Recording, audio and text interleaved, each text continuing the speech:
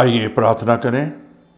महान पिता परमेश्वर, जो अब वचन खुलने जा रहा है, पाप को स्वीकार करने के लिए, खुदा गुनाह को स्वीकार करने के लिए जब हम उपवास करें तो अपने गुनाह को स्वीकार करें, पाप को स्वीकार करें, ताकि तेरे नाम की महिमा मिले। ये प्रार्थना यीशु के नाम से मांगते हैं, आमीन। मेरे प्यारे भाई बहनों, नेहमिया 9 बाब 1 से 3 आयत तक आपके सामने में पढ़ेंगे। फिर उसी महीने के 24वें दिन को इस्राएली उपवास और टाट पहने और सिर पर धूल डाले हुए इकट्ठे हो गए। तब इस्राएल के वंश के लोग सब अन्यजाति के लोगों से अलग हो गए और खड़े होकर अपने अपने पापों को, अपने पुरखाओं के अधर्म के कामों को मान लिया। तब उन्होंने अपने अपने स्थान पर खड़े होकर दिन के 1 पहर तक अपने परमेश्वर यहोवा की व्यवस्था को पुस्तक पढ़ते रहे और 1 पहर अपने पापों को मानते और अपने परमेश्वर यहोवा को दंडवत करते रहे। मेरे प्यारे भाई और बहनों, यहाँ इस उपवास से क्या सीखते हैं? ये अन्य जातियों लोगों से अलग हो गए। कहने का मकसद यही है मेरा, से इस्राएली अन्य जातियों के साथ जुड़ गए थे। इस्राएली जो है अन्य जातियों के साथ व्यवहार और उनके जैसा काम करने लग गए थे। वो पाप किए, गुनाह किए।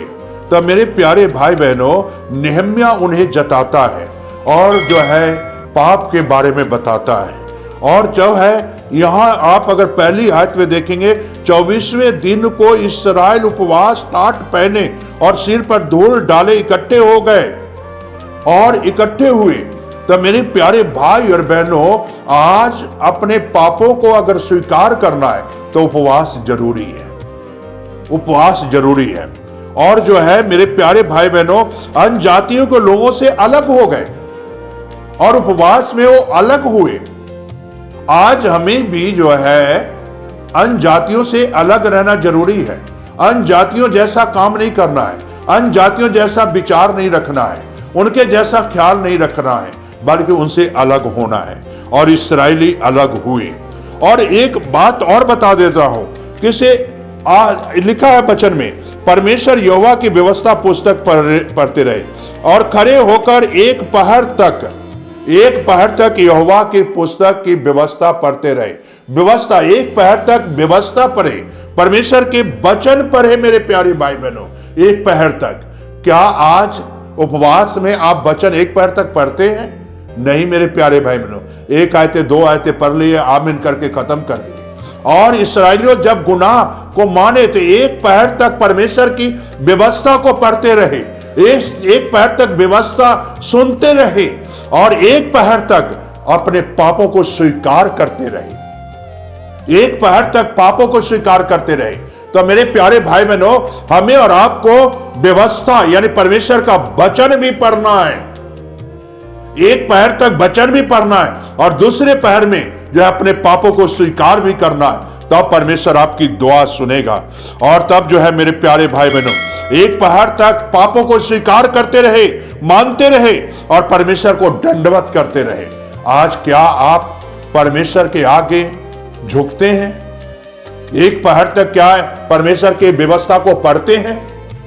नहीं मेरे प्यारे भाई बहनों, ऐसा नहीं करते हैं। हमें और आपको अब वचन पढ़ना है, वचन पढ़ना है। उपवास में जितना समय गुजारोगे वचन में, परमेश्वर उतना ही आशीष देगा। 1 पहर तक आप जितना आप प्रार्थना करोगे और दुआ अपने पापों को स्वीकार करोगे, उतना ही परमेश्वर आपको आशीष देगा। इस्राएल ने पाप को स्वीकार किया, इस्राएल ने जो है पाप को स्वीकार किया। क्या आप स्वीकार करते हैं? आज अपने आप को, अपने पापों को स्वीकार करना जरूरी नहीं समझते? इस्राएली लोग जो है अपने पापों को स्वीकार किया और छोड़ा और उन लोगों से अलग हुआ। क्या आज आप अपने को पापों को स्वीकार नहीं करना चाहते? आप अपने पापों में ही रहना चाहते हैं, पापों में ही मरना चाहते हैं, पापों में ही जीवन गुजारना चाहते हैं? और मेरे प्यारे भाई बहनों, पाप की सजा बड़ा भयंकर है, इससे बच नहीं सकोगे। अभी समय है, अभी वक्त है, पापों से निकलो, स्वीकार करो अपने पापों को, अपने गुनाहों को स्वीकार करो। तो आज यीशु आपको क्षमा करेगा, आज हमें क्षमा मिलेगी। कल आपको क्षमा नहीं मिलेगा। जब यीशु आएगा बादलों पर, फिर क्षमा नहीं होगी। अभी वक्त है क्षमा का, अभी वक्त है पापों को स्वीकार करने का, अभी वक्त है उपवास कर कर वचन पढ़ने का। आज हमें और आपको इस चीज को करना जरूरी है।